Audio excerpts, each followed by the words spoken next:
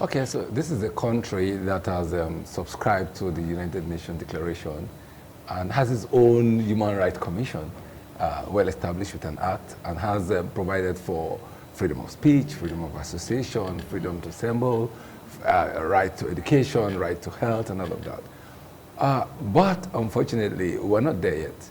We are still far, far below what it is to be a country where human rights is respected.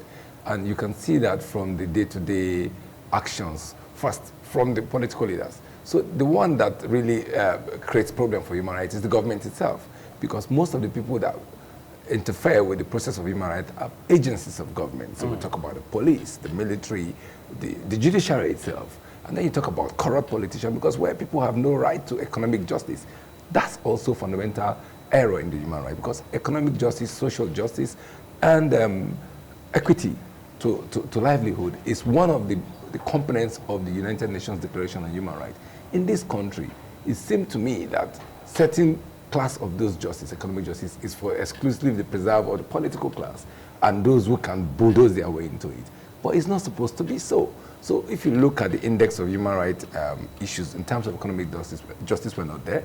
If you look at it in terms of the judicial system, it seems also to a large extent that those who can pay for justice tend to get justice. So if you do not have the resources to buy your way through the other good lawyers who can buy their way through the judges, you are likely all the time to be in prison for the things that you've not done. So we're not there yet.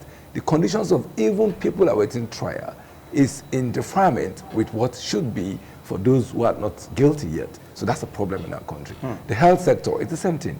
People are supposed to have a right to good living, and good living and good environment can only provide good health. The environment itself, the environmental laws in terms of gas flaring in this country is disrespected. So you have people living in a polluted environment, getting sick and can't find health care. The way we do things here is more of lip service to it. And I think that if we are subscribed to something that's globally accepted, then we should look at it. Now, the worst part of it is political right to assemblage. You really truly cannot assemble if you do not submit your intent in line with the government of the day's position. So people cannot aggregate and say, okay, we have a right. Look, you have a right actually to rebel against a bad government. The recent one is the End Bad Governance debate. There was nothing wrong with that. Citizens are saying that well, the government is bad, you need to end bad governance. Not end the government. It's a phrase. End bad governance. Governance is about leading people, end that kind of style. But what happened? It was such that they put people behind bars for trying to say that things are going bad. And, you know, we can only shift this blame gear until we get to the cliff and then we'll all crash. Right.